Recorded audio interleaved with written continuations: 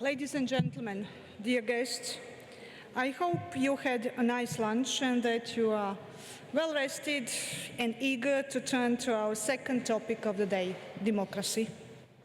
The title of our panel is Europe's Democratic Compass. Can trust and resilience be restored?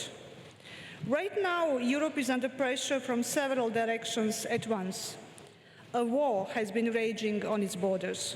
Foreign powers are increasingly trying to influence what Europeans see and believe online, shaping public opinion and ultimately elections.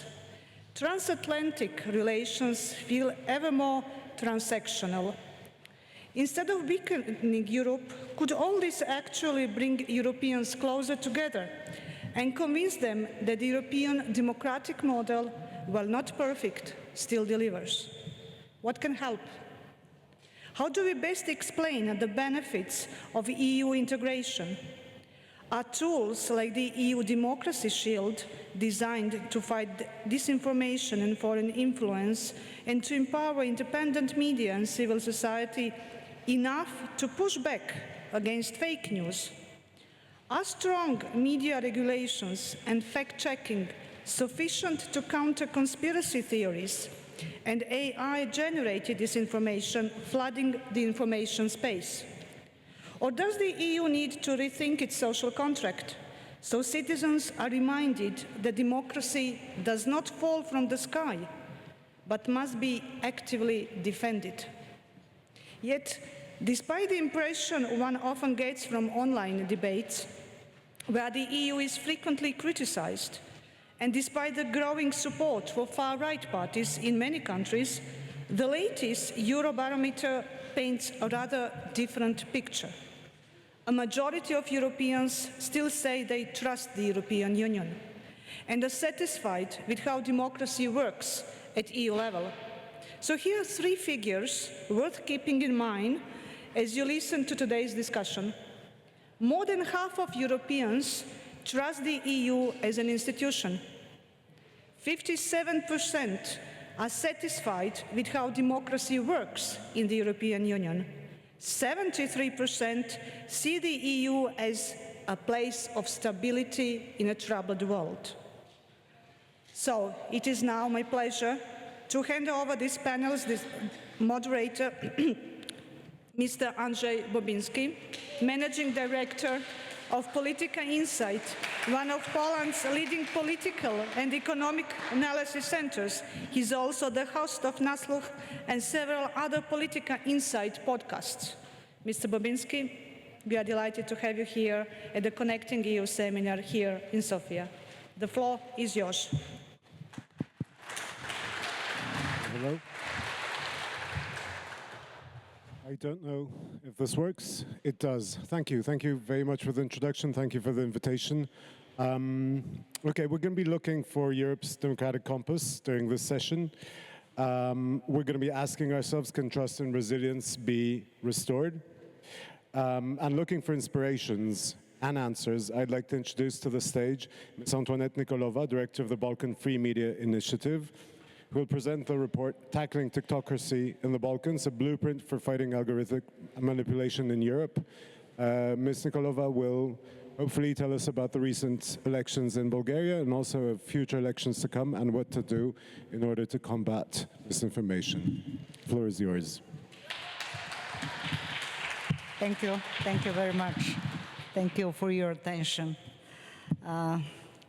Being here in this magnificent room in the University of Sofia, which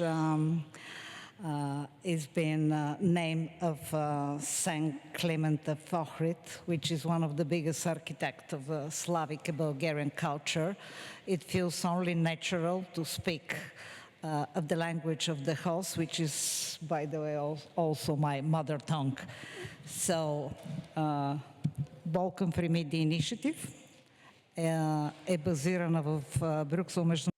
So, a Balkan Free Initiative is a Brussels-based international organization devoted to analyzing problems that have to do with the structure of the information space and media environment, as well as advocacy in terms of democratic society integration. You can see here two reports that we prepared as consequence of a great, well, it comes at the heels of significant efforts, and we called that report TikTocracy. We worked on this report with Sensica Technologies, one of the most powerful social media monitoring platforms in the region. So together with Sensica, we decided to analyze the Bulgarian elections held, well, on the 18th of March, we did half our work. And then on the 17th of April, 2 days before polling, before the elections, was the peak, well, that was the peak of the campaign. So these are the two snapshots. Why did we decide to analyze Bulgaria? Because I think it's an example containing the whole spectrum of what one can expect during elections. And during elections, both the society and democracy undergo their most stringent test, especially when we talk about a region such as ours, Bulgaria and the Balkans, which have for a long, long time been a crossroads and a place where various geopolitical interests meet. Why did we choose these elections? Because during these elections, a candidate won, a candidate that was not on the elections map just a few months before the elections, even though he was not a nobody, obviously, but there was no political party, no political campaign was announced with the requisite media attention, etc. Nothing. So, what did our analysis show a month before the elections? At that time, as early as that, we knew who was going to win. And on election day, it was only confirmed. The results confirmed what our algorithms and digital space showed. And they showed that long before the campaign started and even before the candidate was officially registered.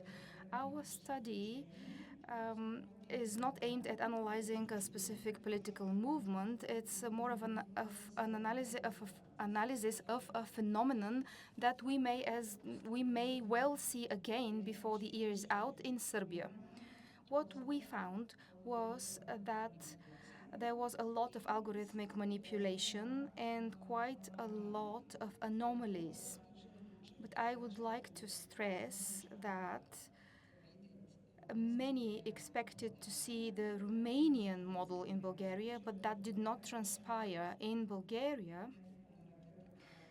something else came to pass. It was a more refined and sophisticated form of the Romanian model. Why? Because in Romania, the main battleground was TikTok. And that's why we called the report TikTocracy. Not because TikTok was the focus of our efforts, but because it was exemplary of what transpired eventually. So we followed TikTok, Meta, Instagram.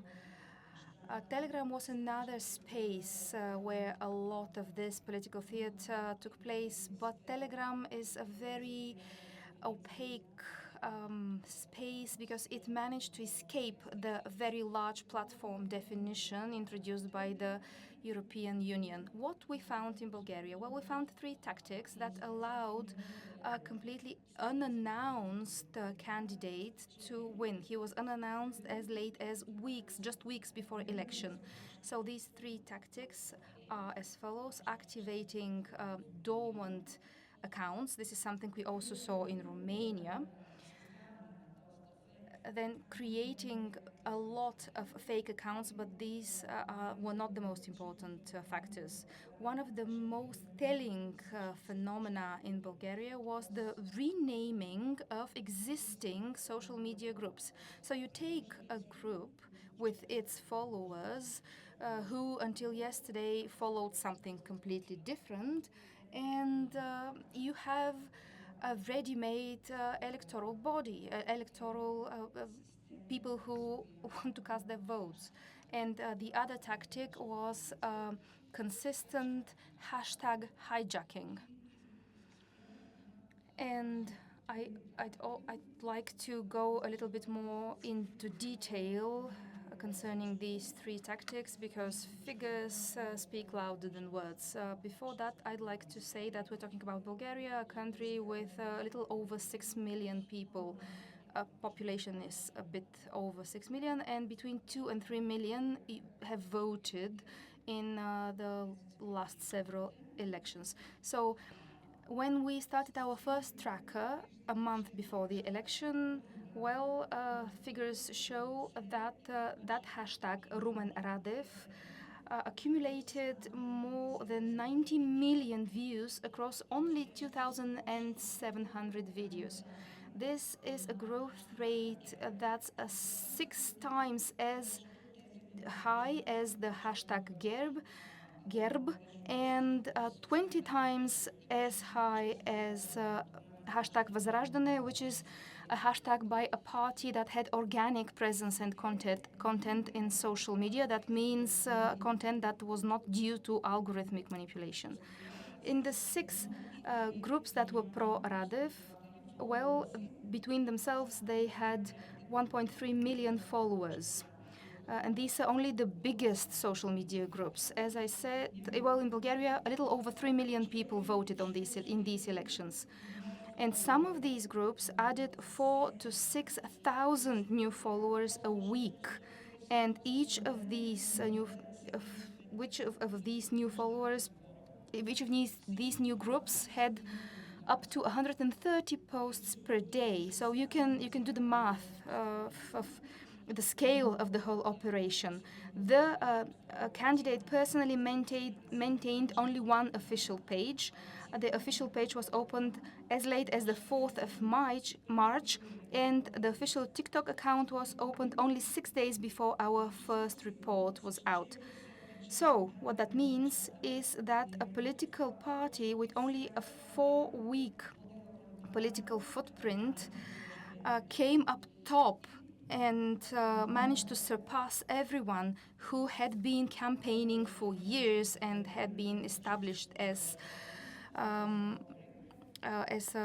parties. And the next tactic is audience laundering. This means renaming of existing accounts. A brand new political party manages in just a few weeks to exercise such reach. The first group we monitored was a group established in 2017, and then the candidate was Rasen Plevneliev, so the group was devoted to him, it was critical of him. Then in 2024, then it was renamed Bulgarian Slavic Brotherhood, and then in 2025, it was renamed Farmers Market, or From Grandpa's Garden, and then in 2026, when there is a new player in town, that same group was now called Bulgaria Supports President Rumen Radev to be our next prime minister. So here we are talking of social media groups with a large following. I have another example, one of the largest Bulgarian Facebook groups. It managed to accumulate that many followers because it was devoted to second-hand car parts, people exchanging information. So this group that had so many followers because it had to do with cars was repurposed, and it became a pro-Rumen Radev. The third example we have is a group, a social media group that was repurposed 7 times over 5 years. So let's say 2021, it started as a pro-Zlatan Zlatanov party, then it became Progressive Bulgaria. Another group that was again involved in something completely different, for example, mutual aid assistance between mothers and women, overnight became a politically charged group addressing its followers with content promoted by a certain candidate. And that second-hand car parts page that I mentioned,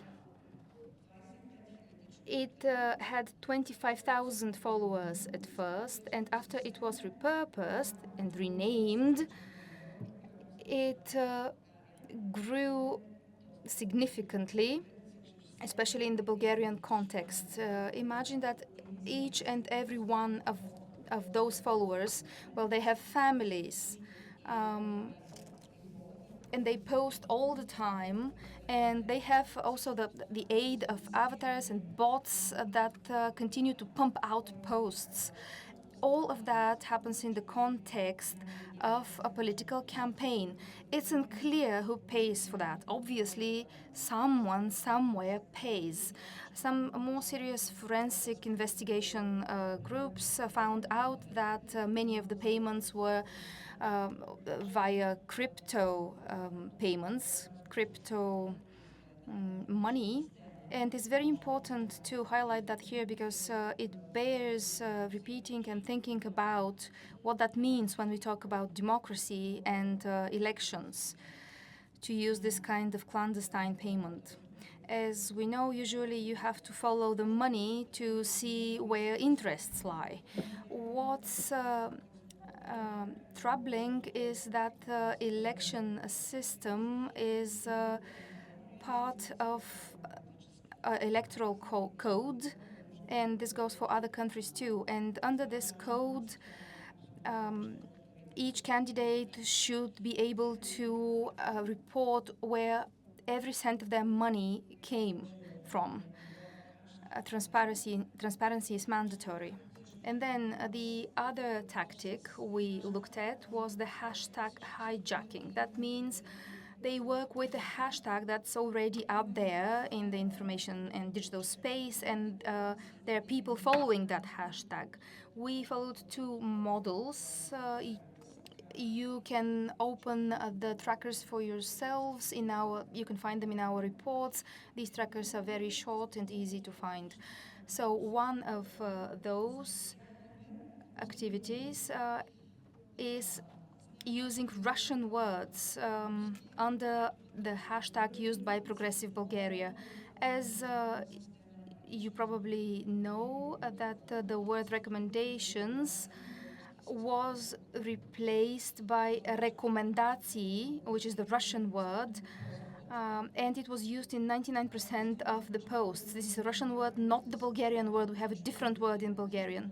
This was the only case where we could not really track down the internal interference, because unlike Romania, in Bulgaria, the whole system, the whole playbook was created internally, and it was much more sophisticated than what we saw previously in Moldova and Romania.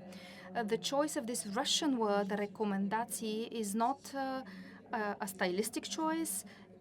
It's a choice motivated by targeting. It was imported by another information space, another information model. And so the other model, the other tactic here was to use an already existing hashtag of a different political party, of an opponent, and then flood it with hostile and hateful comments, to the extent that the owners of these hashtags retreat from them. They are no longer able to use these hashtags to influence undecided voters, and instead they are stuck preaching to the choir.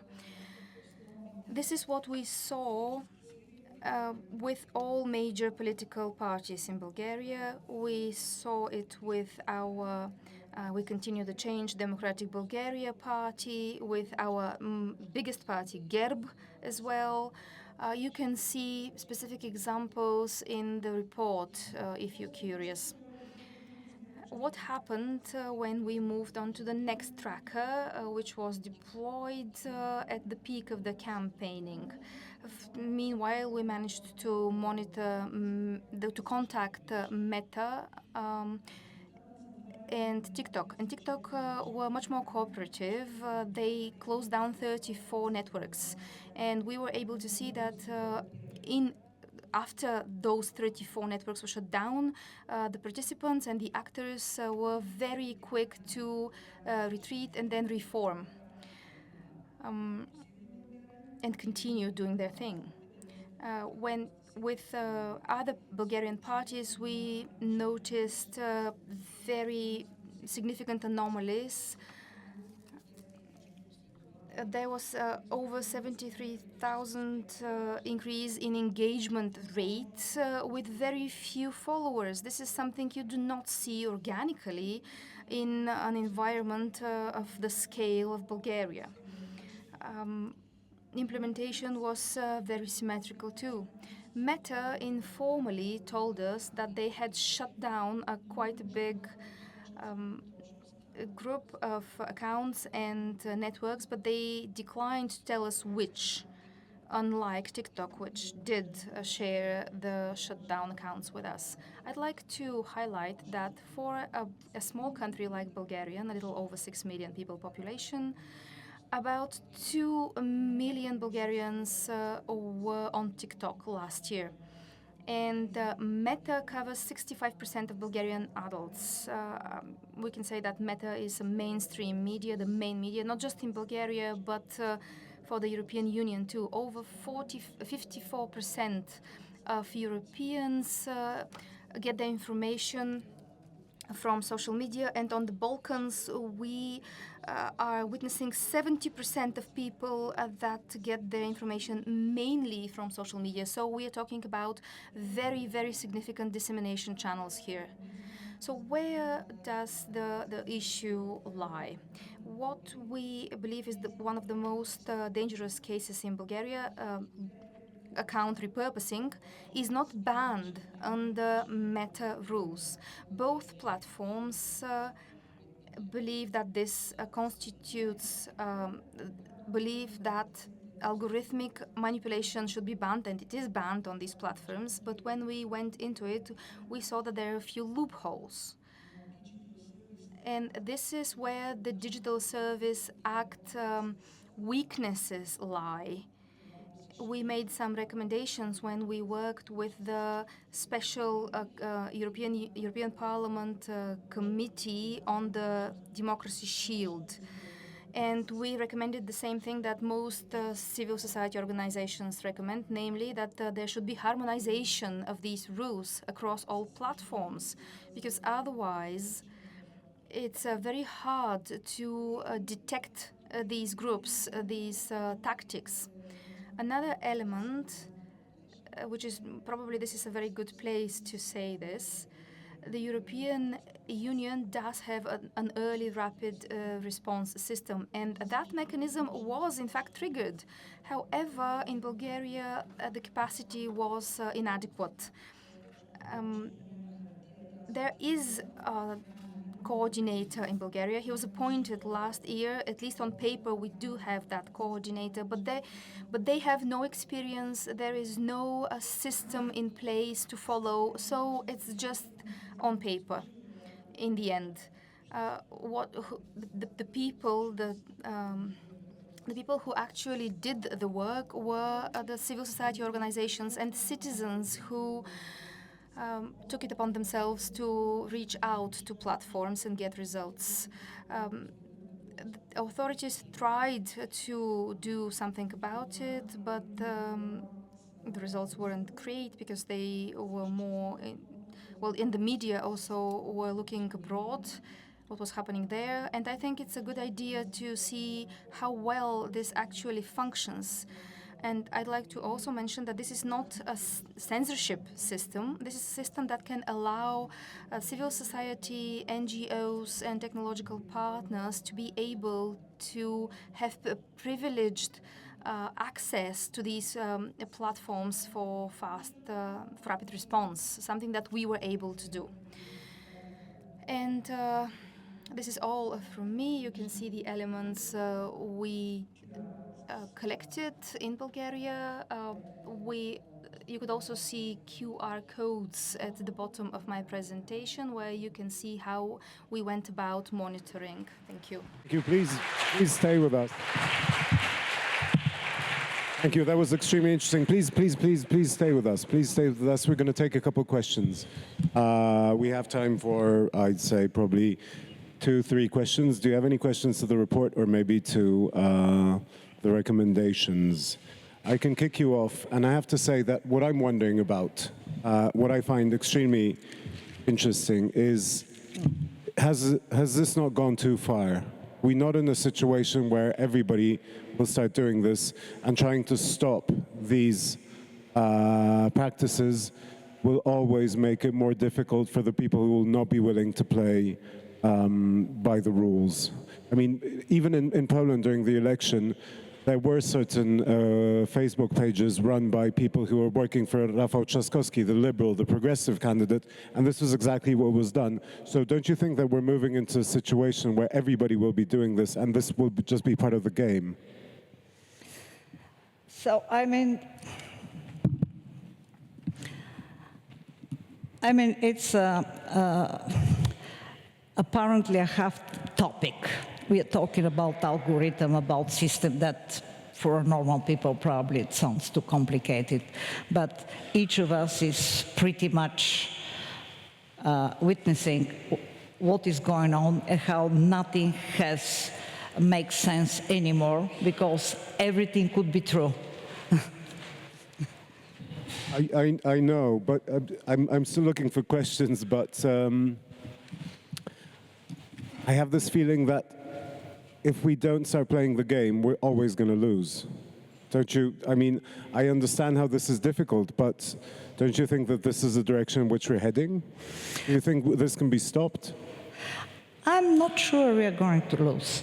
I mean, it's a matter of create a critical thinking and urge the people to be quick. Even people who are dealing with policy, with democracy, and tech companies, because I mean, the tech companies probably if they are putting into question of what could be the consequence of what is going on, I wouldn't shame them immediately. Our experience, we could find kind of solution, probably not the best one, probably a small one, but it was a small step. Okay, thank you very much. We're going to move on to the panel. Thank you again for this presentation.